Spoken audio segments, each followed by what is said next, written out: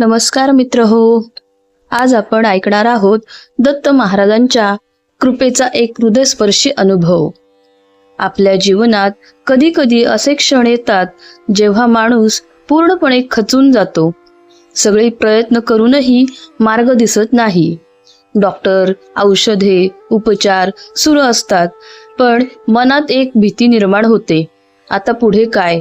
अशा वेळी अनेक भक्तांच्या मनाला एकच आधार मिळतो, तो म्हणजे श्री गुरुदेव दत्त. दत्त महाराज म्हणजे विश्वास, दत्त महाराज म्हणजे धीर आणि दत्त महाराज म्हणजे भक्ताच्या दुःखात त्याच्या सोबत उभे राहणारी शक्ती. मित्र हो, अनेक भक्तांनी असे अनुभव सांगितले आहेत की आयुष्यात मोठ्या संकटाच्या काळात त्यांनी दत्त महाराजांच्या निर्गुण पादुकांची सेवा केली.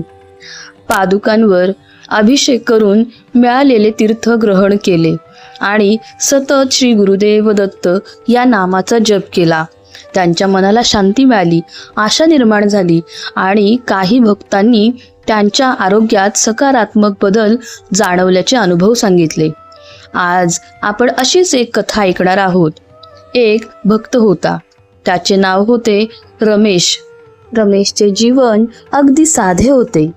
कुटुंबाची जबाबदारी, कामधंदा आणि रोजचे आयुष्य.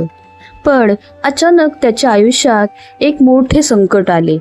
त्याच्या शरीरात गंभीर आजाराचे निदान झाले. घरातील वातावरण बदलले. हसणारे घर चिंतेने भरून गेले. रमेशच्या मनात हजारो विचार येऊ लागले.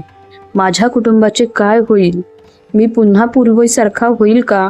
डॉक्टरांनी उपचार सुरू केले. सगळे प्रयत्न सुरू होते, पण मनातील भीती कमी होत नव्हती. एक दिवस रमेशच्या एका जवळच्या व्यक्तीने त्याला सांगितले, तू उपचार सुरू ठेव, पण मनाने खचू नकोस. दत्त महाराजांचे नामस्मरण कर.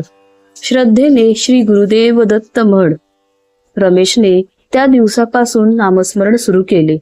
सकाळी उठल्यावर श्री गुरुदेव दत्त, रात्री झोपण्यापूर्वी श्री गुरुदेव दत्त. त्याच्या मनात हळूहळू बदल होऊ लागला. भीती कमी झाली. मन शांत होऊ लागले. तो म्हणायचा, माझे प्रयत्न मी करेन, पण माझा विश्वास दत्त महाराजांवर आहे.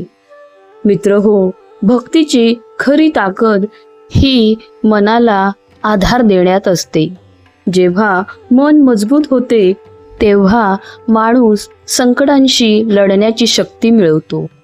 अनेक भक्त सांगतात की दत्त महाराजांच्या पादुकांवर केलेली सेवा, अभिषेक आणि नामजप यामुळे त्यांच्या आयुष्यात चमत्कारासारखे अनुभव आले. कुणाला कठीण काळात मानसिक बळ मिळाले, तर कुणाला आशा मिळाली, तर कुणाला आयुष्याकडे पाहण्याची नवीन दिशा मिळाली. कारण दत्त महाराजांची कृपा म्हणजे फक्त समस्या दूर होणे नाही, तर संकटातून जाण्याची शक्ती मिळणे हे देखील आहे. मित्र हो, जर तुमच्या आयुष्यातही कोणते दुःख असेल, आरोग्याची चिंता असेल, मन अस्वस्थ असेल, तर श्रद्धेने एकदा मनापासून म्हणा, श्री गुरुदेव दत्त. या नामामध्ये एक वेगळीच शांतता आहे. दत्त महाराजांच्या चरणी आपले दुःख ठेवून प्रार्थना करा, हे गुरुदेव, मला योग्य मार्ग दाखवा, माझ्या मनाला धैर्य द्या आणि या संकटातून बाहेर पडण्याची शक्ती द्या. कारण दत्त महाराज आपल्या भक्ताला कधीच एकटे सोडत नाहीत.